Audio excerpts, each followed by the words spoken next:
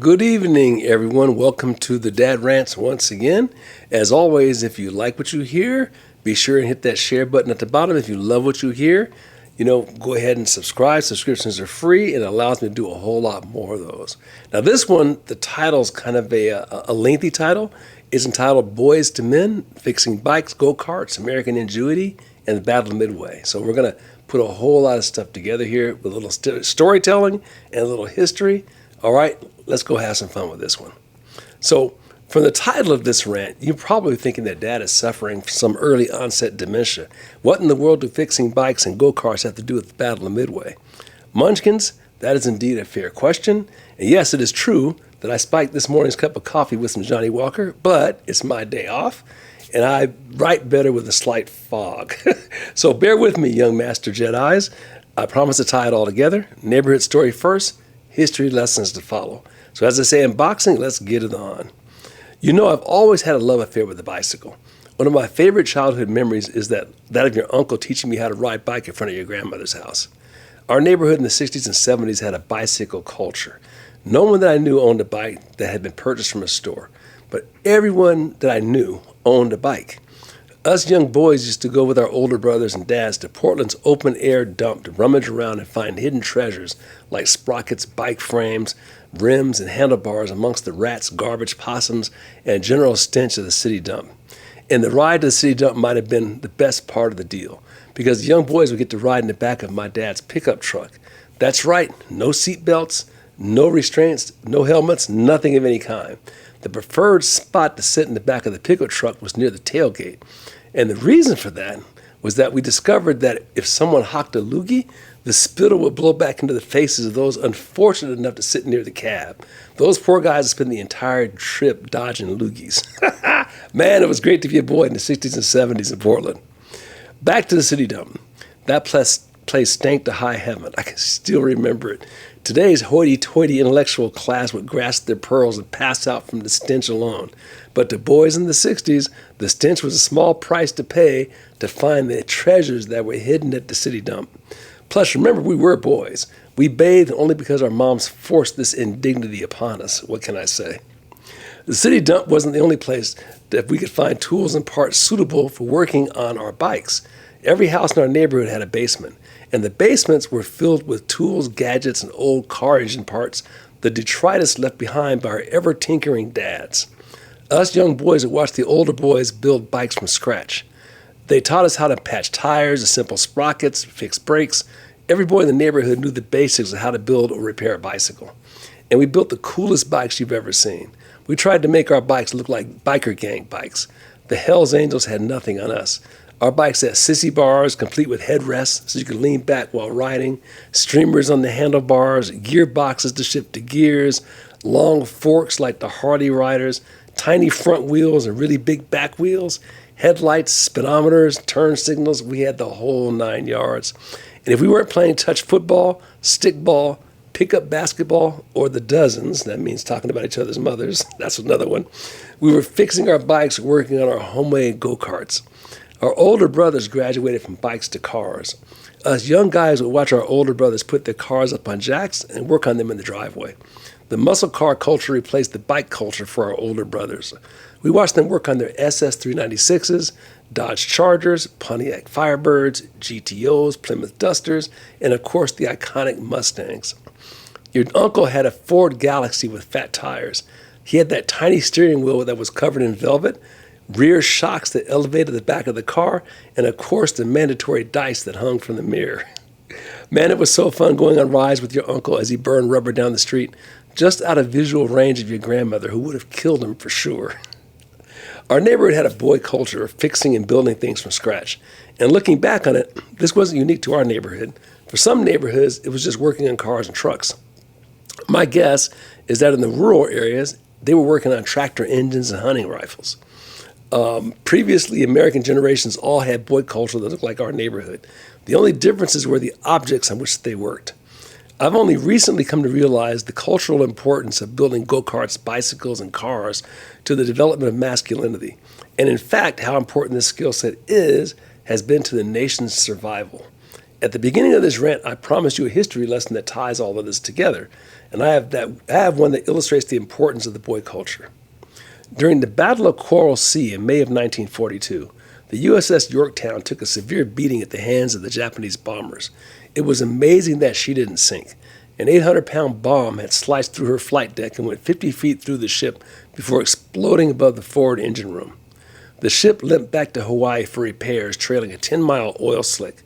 Rear Admiral Fitch evaluated the Yorktown and estimated that it would take 90 days to get her combat ready again. But there was a problem with that plan. The U.S. Navy didn't have 90 days. Admiral Chester Nimitz, commander of the Pacific Fleet, had received intelligence that stated that the Japanese Imperial Navy was planning to attack at Midway on June 4th. The Yorktown arrived at Hawaii on May 27th. Nimitz waded into the hull of the ship, knee-deep in water and fuel, with his boys to evaluate the damage. He turned to them and said, "You got 3 days to get her battle ready." At 11 o'clock a.m. on May 29th, the Yorktown sailed out of the harbor to join the USS Enterprise and the USS Hornet to fight and defeat Japan's Imperial Navy in perhaps the most decisive naval battle of World War II, the Battle of Midway. As I reflect on that story, I realize that the incredible feat of repairing the Yorktown in 3 days could not have happened if that generation had not joined up with the boy culture of fixing and building things.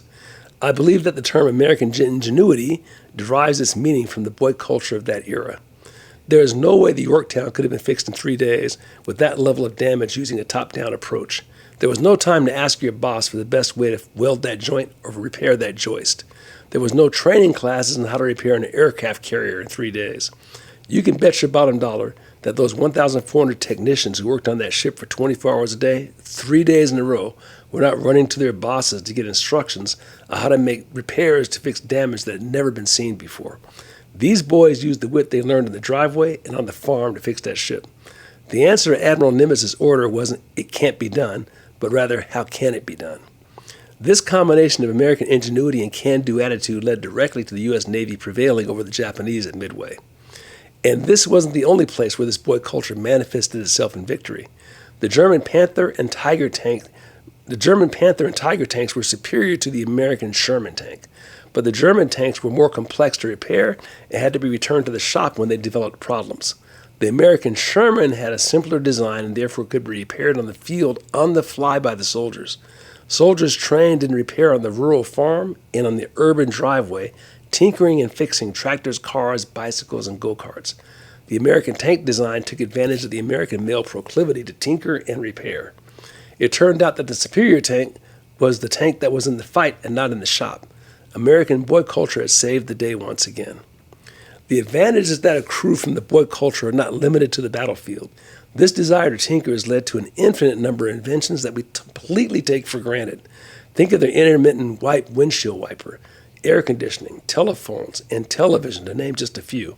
Our lives have been vastly improved by this boy tinker culture. I fear that we may be losing that culture.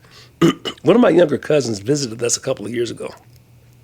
I was showing her husband our collection of bikes in the garage when he informed me that he had never been taught to ride a bicycle.